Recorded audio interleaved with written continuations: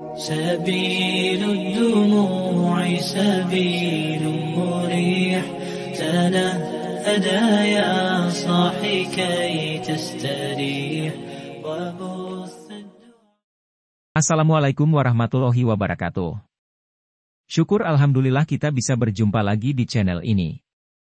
Sholawat dan salam selalu tetap tercurahkan kepada junjungan kita Nabi besar Muhammad Shallallahu Alaihi Wasallam. Allahumma sholli ala Sayyidina Muhammad wa ala ali Sayyidina Muhammad. Harapan dan doa saya semoga saudaraku semua diberikan kesehatan, dilapangkan rizkinya, diampuni dosa-dosanya dan dipanjangkan umurnya. Amin amin ya robbal alamin.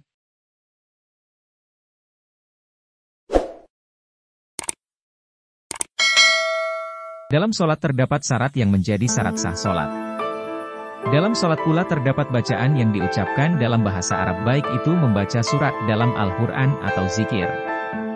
Namun ada sebuah pendapat dari berbagai ulama yang mengatakan bahwa berbicara dalam sholat itu tidak membatalkan sholat. Tentunya itu dengan kondisi dan ketentuan yang berlaku. Dalam sholat terdapat bacaan yang wajib kita baca, seperti huruf Al-Fatihah dalam setiap rakaat.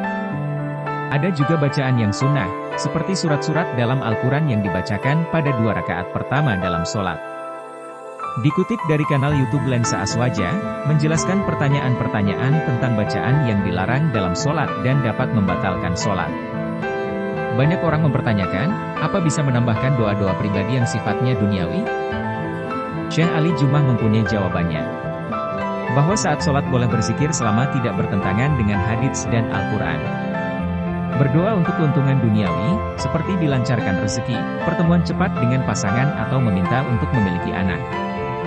Hal ini diperbolehkan oleh Imam Al-Baji, Al-Muntaqul Syarah Al-Muwatta.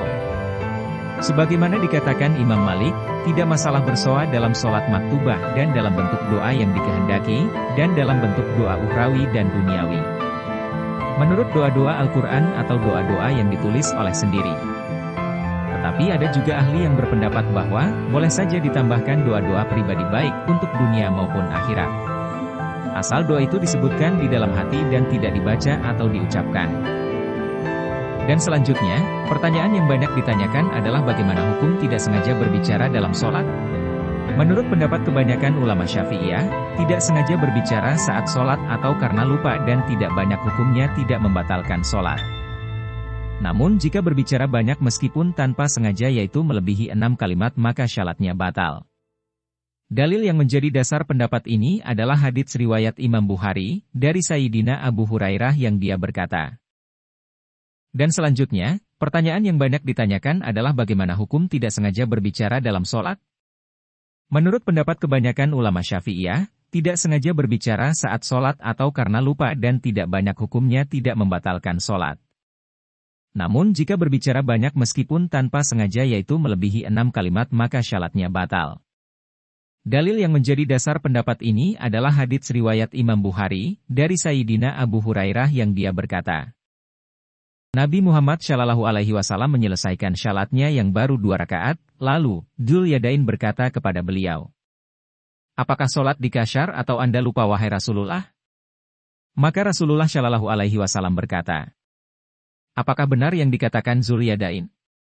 Lalu orang-orang menjawab, benar. Maka Rasulullah lanjut berdiri dan mengerjakan sholat 2 rakaat yang kurang tadi kemudian memberi salam. Lalu Rasul bertakbir dan selanjutnya sujud seperti sujudnya, yang biasa, atau lebih lama lagi, kemudian mengangkat kepalanya. Dalam hal ini Dzul Yadain, Rasulullah, dan para sahabat berbicara kemudian melanjutkan syaratnya. Ini menjadi dalil bahwa berbicara saat sholat tanpa sengaja dan sedikit tidak membatalkan sholat. Sementara menurut Imam Abu Hanifah dan Imam An-Nahai, berbicara dalam sholat meski sedikit dan tanpa sengaja, hal itu dapat membatalkan sholat. Karena selain bacaan sholat, tidak boleh berbicara apapun saat sholat. Hal ini sesuai dengan riwayat Imam Muslim, yang mengatakan, bahwa sholat itu tidak boleh di dalamnya ada suatu perkataan manusia. Syarat itu hanya tasbih, takbir dan bacaan Al-Quran. Hadis riwayat Muslim.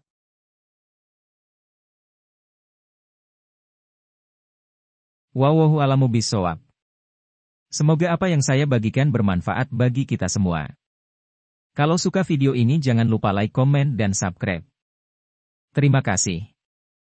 Akhirul kalam, wassalamualaikum warahmatullahi wabarakatuh.